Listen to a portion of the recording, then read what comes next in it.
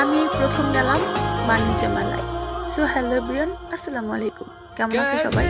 এই তো বাণিজ্য মেলায় গেছিলাম ননদের জামাই, তারপর আমার যে যা আমার বড় ননদ আমি। তো মেলায় গিয়ে এই তো আমার জুতা ছিঁড়ে গেছে, পরে ননদের জামাই একটা জুতা কিনে দিল আমাকে। তারপরে এই তো মেলায় দেখছিলাম গেটে অনলাইন থেকে টিকিট কাটা হলো। তো অনেক মজা করছিলাম।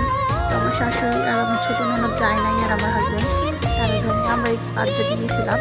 তো খুবই মজা করছি। আর ইরাম তো যেটা দেখে ওইটাই চাই, যে খেলনা দেখে ওইটাই চাই। বাচ্চাদের এই একটা সমস্যা। তারপরে এই তো এই যে ইরাম হয় মিঠাই খাচ্ছিল। তো এই তো মেলার ভিতরে গেলাম, অনেক কেনাকাটা করলাম। আমি প্রথমবার গেলাম। তো কে কে বাণিজ্য মেলায় গেছেন অবশ্যই জানাবেন। আমার কাছে খুবই ভালো লাগছে। প্রচুর পরিমাণ হাঁটতে হয়। যেহেতু ইরাম কোলে ছিল, খুবই কষ্ট হয়েছে। ইরাম একটু হাঁটতে চায় না। ইরাম হলো আইছা, মানে কোলে থাকতে চায়। যদি তার ফ্যামিলির অন্য কারোর সাথে যায় কোথাও ঘুরতে, তার ফুপি কিংবা তার দাদি কাকি কাকা যার সাথে ঘুরতে যাক, হেঁটে হেঁটে যায় একা একা। আর আমি সাথে গেলে সে আমার কোলে ফিরে নামতে চায় না।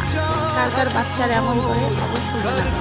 এই তো ইরামকে নিয়ে হাঁটতেছিলাম আর সব কিছু ঘুরে ঘুরে দেখতেছিলাম। কুচিতে কিনলাম কিনে, অনেক কিছু কিনছি। খুবই ভালো লাগছে আমার কাছে। ইরাম হলো আমার কোলে, আর ইরামের ফুফাতো বোন মানে হুমাইজা হলো ইরাম মানে হুমাইজার বাবার কোলে। তো আমাদের দুইজনের বেশি কষ্ট হয়েছে। শিখা, তারপর আমার যা দেবর, ওরা ফিরি, ওরা একা একা হাঁটছে, ওদের তো আর কোনো কষ্ট হয় নাই। তো আমার ইরামটা আলিশা এমনই এমনই করে, এর জন্য আমার কোথাও যাইতে মন চায় না ইরামের জন্য। তারপরে এই তো সুন্দর সুন্দর চামিচ ছিল, আমি দুষ্টুমি করতেছিলাম এটা কি স্বর্ণের চামিচ না রূপার চামিচ। তো বলতেছিল হ্যাঁ এটা স্বর্ণের। তো অনেক মজা করতেছিলাম।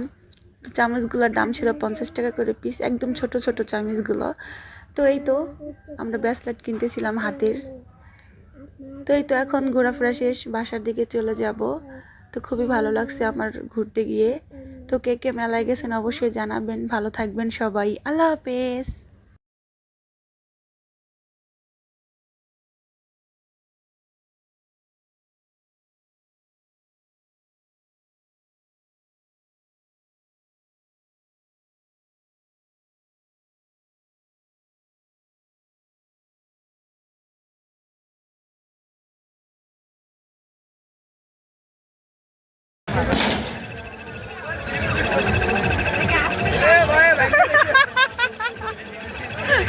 কি হইল? আসবে রাগুটা নাকি?